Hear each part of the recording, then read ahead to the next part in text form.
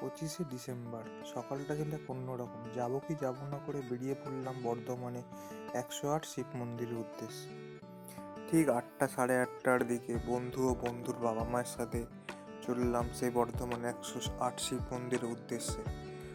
অনেকক্ষণ পথ চলার পর আমরা স্টপেজ নিলাম বর্ধমানে আগে ঢুকতে শক্তিগড়, এখানে ল্যাংচা প্রসিদ্ধ। সেখানে আমরা জলখাবার খেলাম, তারপর সোজা গাড়ি নিয়ে মন্দির উদ্দেশ্যে গেলাম ও পার্ক করে মন্দিরে প্রবেশ করলাম। মন্দিরের প্রবেশ মূল্য 2 টাকা করে ও জুতো রাখতে 1 টাকা করে নেওয়া হয়। তারপর আমরা ভিতরে ঢুকলাম মন্দিরের ভিতরে। খুব সুন্দর লাগলো মন্দিরটি। আমি কোনোদিন যাইনি এর আগে, প্রথমবার গেলাম। মন্দিরটি খুবই পরিষ্কার পরিচ্ছন্ন, চারিদিকে এত সুন্দর পরিষ্কার পরিচ্ছন্ন তা বোঝানো যাবে না। প্রথমে ঢুকতে হলে নটরাজের মূর্তি পড়ে, তারপরে এটা হচ্ছে মেন গেট দিয়ে সোজা প্রবেশ করে তারপর ভিতরে একটি ফুলের বাগানও রয়েছে, চারিদিকে খুব সুন্দর সুন্দর ফুল রাখা। তারপর এখানে হরগৌরীর মূর্তিও রয়েছে, আপনারা দেখে খুবই সুন্দর হবে। তারপরে মাঝখানে এই পুকুরটি রয়েছে, পুকুরের মাছ ভর্তি।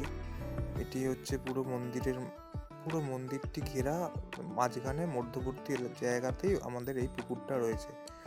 এই পুকুরটার চারিদিকে একটু বসার জায়গাও রয়েছে, খুব সুন্দর জায়গাটি। ওদের বসে একটুক্ষণ ভালোই বিশ্রাম নেওয়ার মতো ভালোই জায়গা রয়েছে।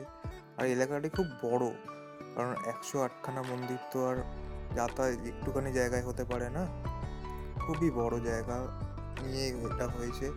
আর সব থেকে ভালো লাগলো এখানে কাজ হয় পরিষ্কার পরিচ্ছন্ন এবং রঙও করা হচ্ছে, যেটি খুব ভালো লাগলো।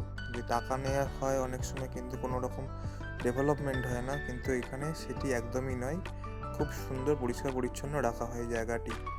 আর ফুলের বাগানটি দেখতে পাচ্ছেন খুবই সুন্দর, এখানে অনেক ধরনের ফুলও ফুটে আছে।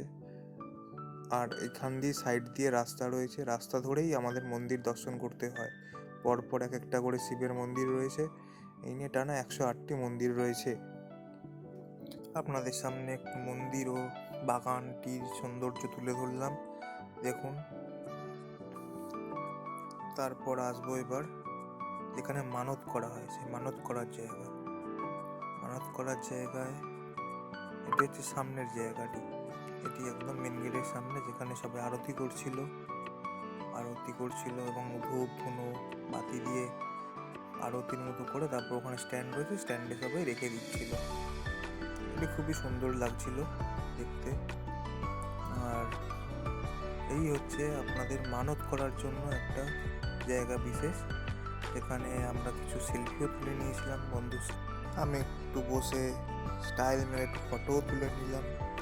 তারপর আমরা সবাই মিলে কাকু কাকিমাকে নিয়ে ফটো সেলফি তুললাম ও সবাই এখানে মোটামুটি ফটো সেশন করে নিয়ে তারপর আবার ফিরবো বলে আবার একবার ঘুরে নিলাম সবটা।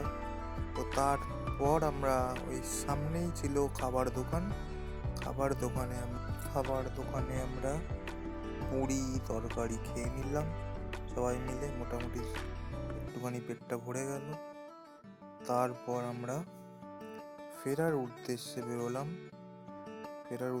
সামনেই সে আবার শক্তিগড়ে এলাম, শক্তিগড়ের ল্যাংচা কিনলাম, সীতাভোগ মিহিদানা কিনে বাড়ি ফিরে চলে এলাম। এই দিনটি খুবই সুন্দরভাবে উপভোগ করলাম আমরা। আবার পরের ভিডিওতে দেখা হচ্ছে বন্ধুরা।